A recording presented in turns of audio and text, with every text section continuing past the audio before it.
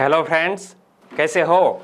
GK 2020 YouTube channel में आप सभी दोस्तों का हार्दिक स्वागत है। हम पिछले 2 दिनों से पर्यावरण से संबंधित अंतर्राष्ट्रीय सम्मेलन जो हुए उनके बारे में बात कर रहे हैं। आज ऐसे ही महत्वपूर्ण 4 सम्मेलन की बात इस वीडियो में हम करने वाले हैं।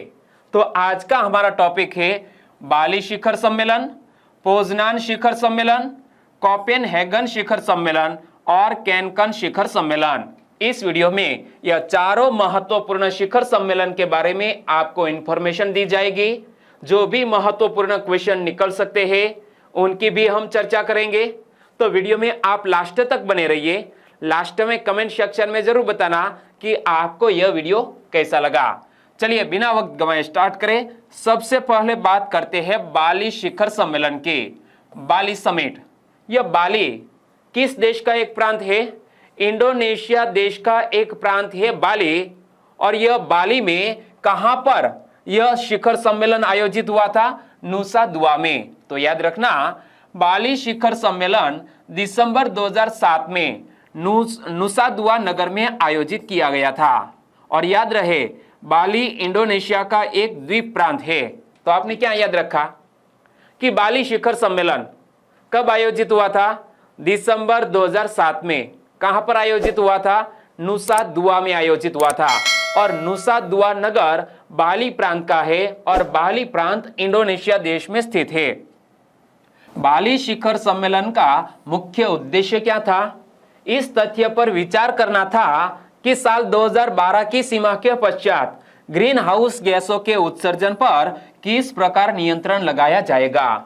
साल 2012 में क्योटो प्रोटोकॉल समाप्त होने वाला था, इसीलिए दिसंबर 2007 में एक सम्मेलन आयोजित किया गया और विचार किया गया कि साल 2012 की सीमा के पश्चात ग्रीन हाउस गैसों के उत्सर्जन पर किस प्रकार नियंत्रण लगाया जाएगा।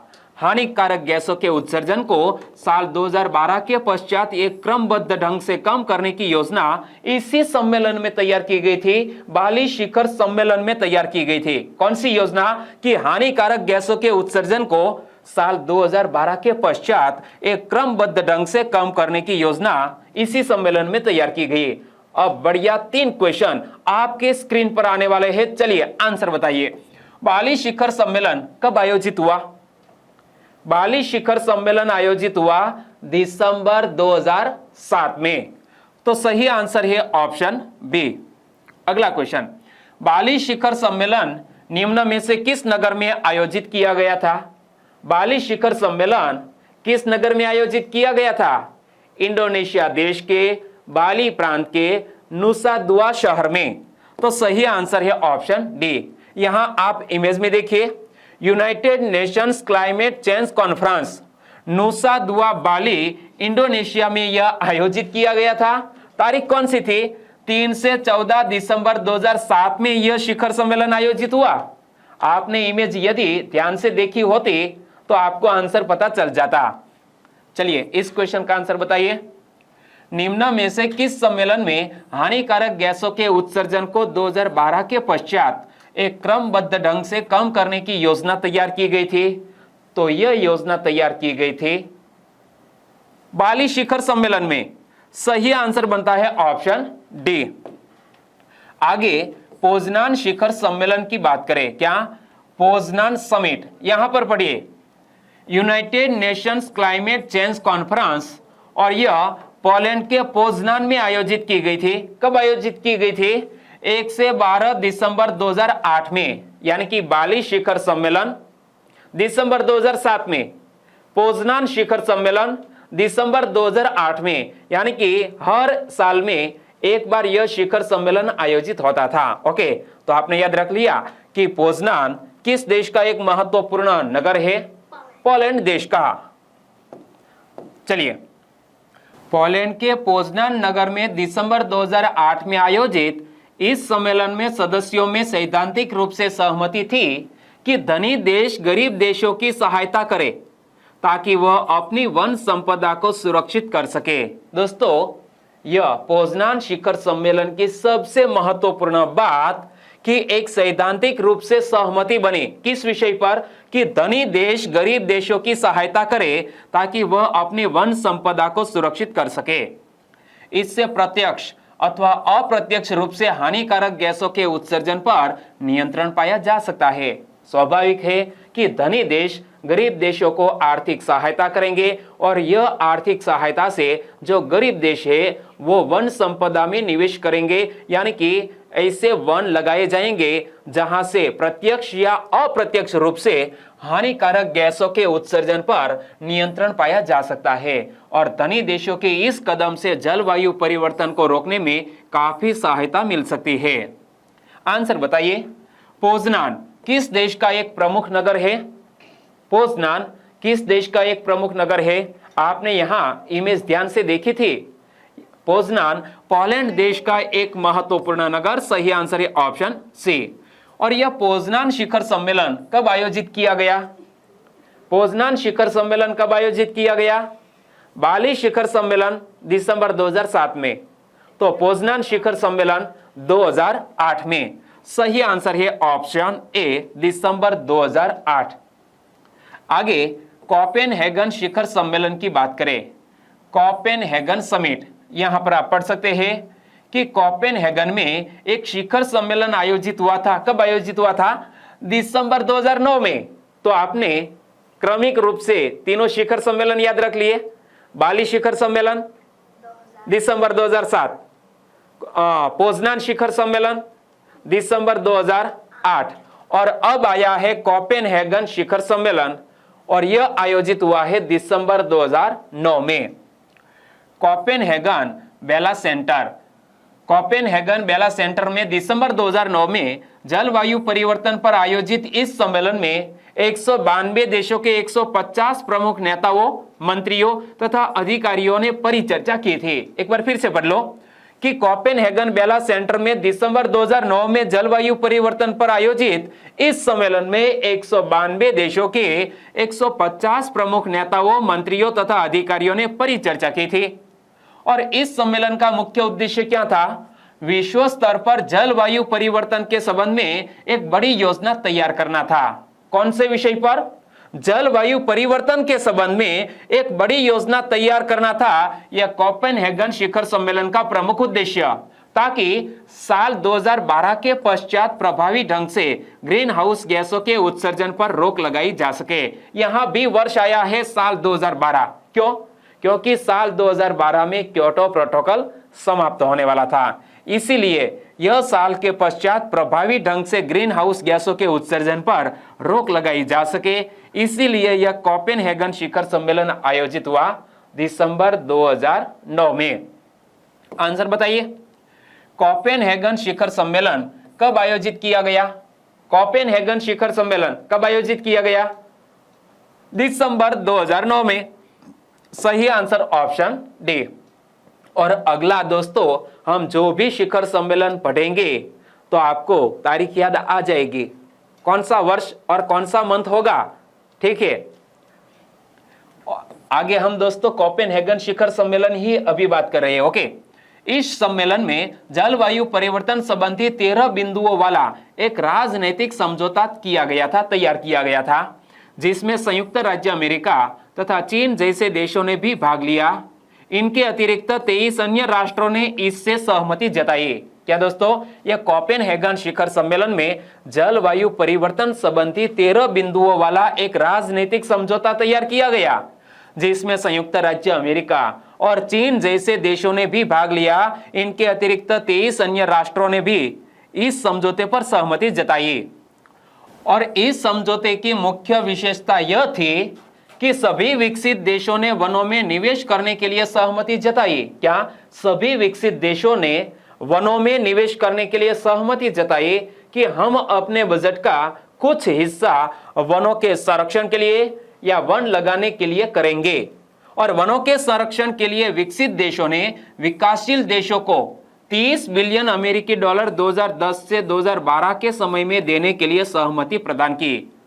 दोस्तों, विकसित देश है वो ज्यादा ग्रीन हाउस गैसों का उत्सर्जन करते हैं, लेकिन जो विकासशील राष्ट्र है वहां पर ज्यादा जंगल है। तो क्या हुआ समझौता यह हुआ कि विकसित देशों ने विकासशील देशों को $30 बिलियन 2010 से 2012 के समय में देने के लिए सहमति प्रदान की। इस सम्मेलन में इस बात पर भी बल दिया गया कि वित्तीय संसाधनों का विकासशील देशों में जंगल लगाने के काम में खर्च किया जाएगा। जो भी विकसित राष्ट्र पैसा देंगे उनका यूज कहां किया जाएगा, तो विकासशील देश उनका उपयोग जंगल लगाने के काम में खर्च करेंगे। आंसर बताइए, निम्न में से किस सम्मेलन में जलवायु परिवर्तन संबंधी 13 बिंदुओं वाला एक राजनीतिक समझौता तैयार किया गया था? तो 13 बिंदुओं वाला एक राजनीतिक समझौता कोपेनहेगन शिखर सम्मेलन में तैयार किया गया था। सही आंसर बनता है ऑप्शन सी। यहां पर ध्यान रखिए दोस्तों, निम्न में से किस सम्मेलन में विकसित देशों ने विकासशील देशों को $30 बिलियन अमेरिकी 2010 से 2012 के समय में देने के लिए सहमति प्रदान की थी? तो दोस्तों यह सहमति बनी थी कोपेनहेगन शिखर सम्मेलन में। तो इस क्वेश्चन का भी सही आंसर आएगा ऑप्शन सी। आगे कैनकन शिखर सम्मेलन की बात करें, क्या कैनकन समिट संयुक्त राष्ट्र संघ का जलवायु परिवर्तन 2010 का शिखर सम्मेलन मेक्सिको के पर्यटन नगर कैनकन में आयोजित किया गया था। यह जलवायु परिवर्तन का 16वां सम्मेलन था। बहुत ही महत्वपूर्ण इंफॉर्मेशन है यहां पर कि एक तो जलवायु परिवर्तन का 16वां सम्मेलन कहां आयोजित किया गया था? कैनकन में। और कैनकन किस देश का एक पर्यटक नगर है? मेक्सिको देश का। और यह शिखर सम्मेलन कब आयोजित हुआ? दिसंबर 2010 में। तो याद रखो, संयुक्त राष्ट्र संघ का जलवायु परिवर्तन 2010 का शिखर सम्मेलन मेक्सिको के पर्यटन नगर कैनकन में आयोजित किया गया और यह जलवायु परिवर्तन का 16वां सम्मेलन था।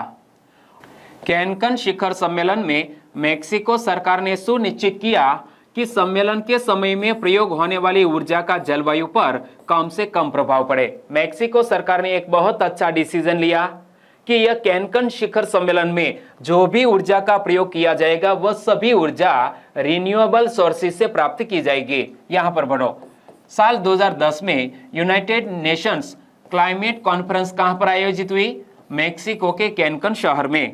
आंसर बताइए, कैनकन निम्न में से किस देश का पर्यटक नगर है? कैनकन मेक्सिको देश का एक पर्यटक नगर। सही आंसर ऑप्शन ए। अगला क्वेश्चन, जलवायु परिवर्तन का 16वां सम्मेलन कहां आयोजित किया गया था? तो यह जलवायु परिवर्तन का 16वां सम्मेलन कैनकन शहर में आयोजित किया गया था। सही आंसर है ऑप्शन सी। और यह कैनकन शिखर सम्मेलन में इस्तेमाल होने वाली ऊर्जा का अधिकतर भाग पुनरुज्जीवित ऊर्जा संसाधनों यानी कि रिन्यूएबल सोर्सेस ऑफ एनर्जी से प्राप्त किया जाए। कूड़ा कचरा के प्रबंधन एवं उसके सदुपयोग के बारे में भी विचार विमर्श किया गया। तो मैंने आपको बताया कि मेक्सिको सरकार ने तय किया था कि यह कैनकन शिखर सम्मेलन में जो भी ऊर्जा का उपयोग किया जाएगा वो सभी रिन्यूएबल सोर्सेस से प्राप्त की जाएगी। लेकिन इस समझौते पर बोलिविया ने हस्ताक्षर नहीं किए थे। कैनकन शिखर सम्मेलन के समझौते पर बोलिविया ने हस्ताक्षर नहीं किए थे। अन्य सभी 193 राष्ट्रों ने इस समझौते पर हस्ताक्षर किए थे। मैप में देखिए बोलिविया की कैपिटल का नाम है ला पाज और बोलिविया के अगल बगल में 5 देश स्थित है, पेरू, चिली, अर्जेंटीना, पराग्वे और ब्राजील। यह 5 देशों से बोलिविया अपनी सरहद साझा करता है। आंसर बताइए, कैनकन शिखर सम्मेलन के समझौते पर किसने हस्ताक्षर नहीं किए थे? तो यह शिखर सम्मेलन पर हस्ताक्षर नहीं करने वाला देश था बोलिविया। सही आंसर बनेगा ऑप्शन डी। और यह कैनकन शिखर सम्मेलन के समझौते के कुछ महत्वपूर्ण बिंदु की बात करें तो दिसंबर 2012 में क्योटो प्रोटोकॉल की समाप्ति के पश्चात भी जलवायु परिवर्तन की योजना पर कार्य निरंतर जारी रखा जाए, अर्थात कार्यक्रम में कोई अंतराल न हो।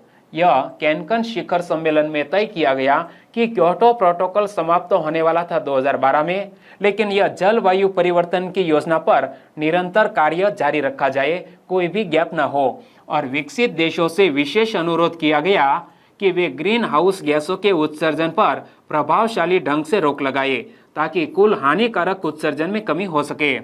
और दूसरी महत्वपूर्ण बात थी कि इस समझौते में हानिकारक गैसों के उत्सर्जन के आधार वर्ष यानी कि बेस ईयर के चयन में लचक यानी कि फ्लेक्सिबिलिटी रखी गई और आधार वर्ष के चयन में सदस्य राष्ट्रों को अपनी सुविधा की छूट दी गई। क्योटो प्रोटोकॉल के अनुसार उत्सर्जन व्यापार को जारी रखने पर बल दिया गया। आंसर बताइए, क्योटो प्रोटोकॉल की समाप्ति कब हुई? होने वाली थी दोस्तों, लेकिन बाद में निरंतर जारी रखने का प्रयास किया गया।